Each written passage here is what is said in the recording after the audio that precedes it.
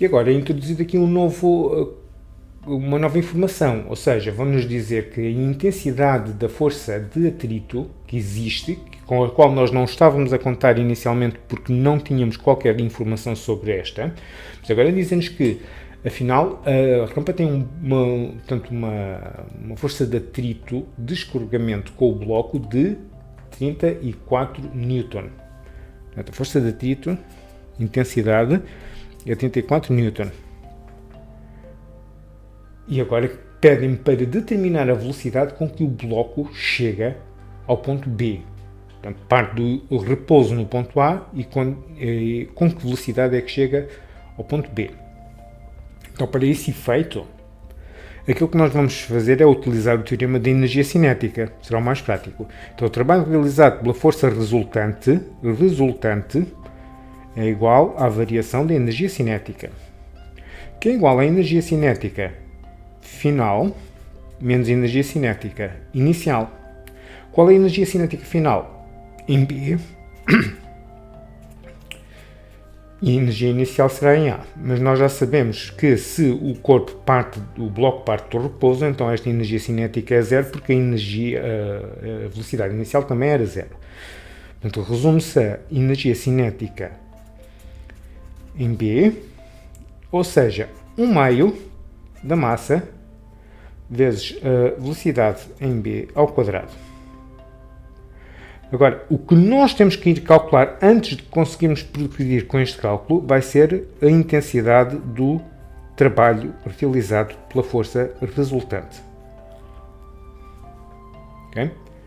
E vamos depois, quando nós tivermos este dado, depois já podemos trabalhar aqui com esta parte. Então, dizer que o trabalho é realizado pela força resultante é igual a 1/2 de mvb ao quadrado. Então, que forças é que nós temos? Vamos fazer aqui um zoom. Temos um bloco. Aplicado ao bloco temos a força peso. Já tínhamos visto anteriormente.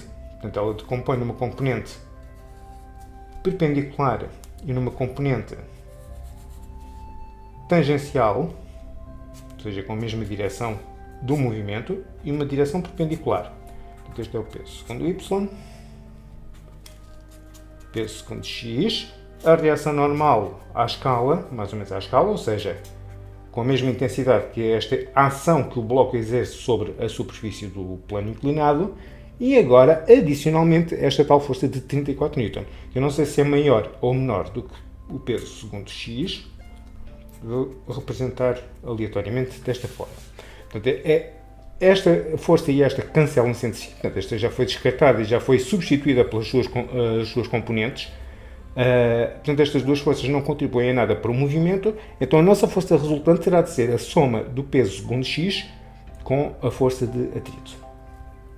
Peso segundo x, já tínhamos visto que era, como isto aqui faz um ângulo de 37 graus, que falta aqui, 37 graus, massa vezes a aceleração gravítica vezes o seno de 37 graus,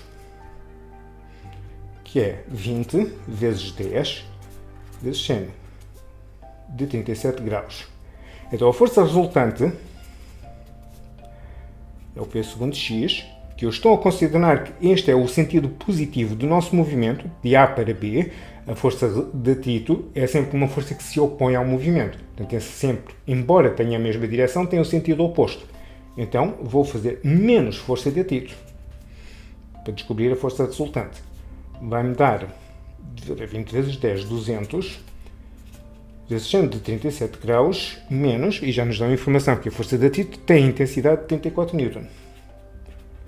Isto dará aproximadamente 86,363 Newton. Portanto, esta é a intensidade da força resultante ou da resultante das forças aplicadas a este bloco. Daqui, segundo esta direção, 0, e segundo esta direção, 86,363 Newton aproximadamente. Mas nós ainda não queremos a força resultante, nós queremos sim o trabalho realizado pela força resultante. Ora, esse trabalho realizado pela força resultante é a força em si, vezes o deslocamento, vezes o cosseno do ângulo formado entre o vetor força e o vetor deslocamento, que neste caso é zero, porque nós já sabemos que esta tal força resultante é a soma destas duas e, portanto, em particular, é positiva. Portanto, não só tem a mesma direção, como também tem o mesmo sentido do deslocamento. Logo, este ângulo é 0 graus e, portanto, o cosseno de 0 graus vai desaparecer da nossa equação.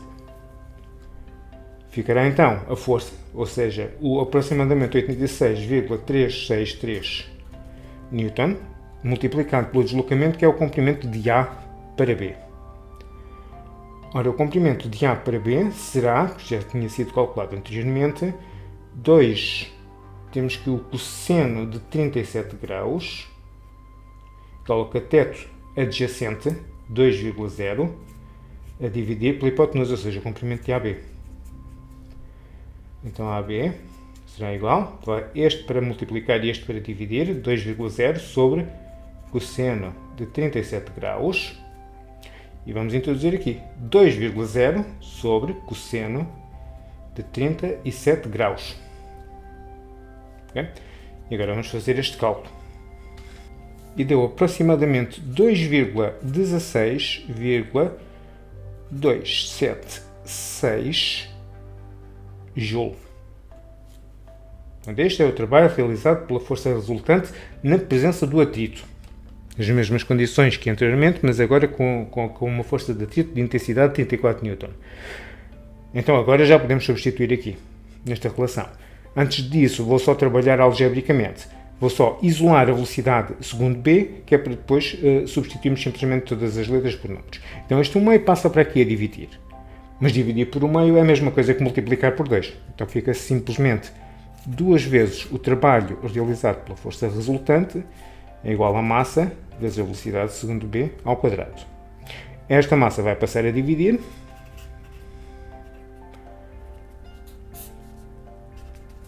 Igual a velocidade segundo B ao quadrado.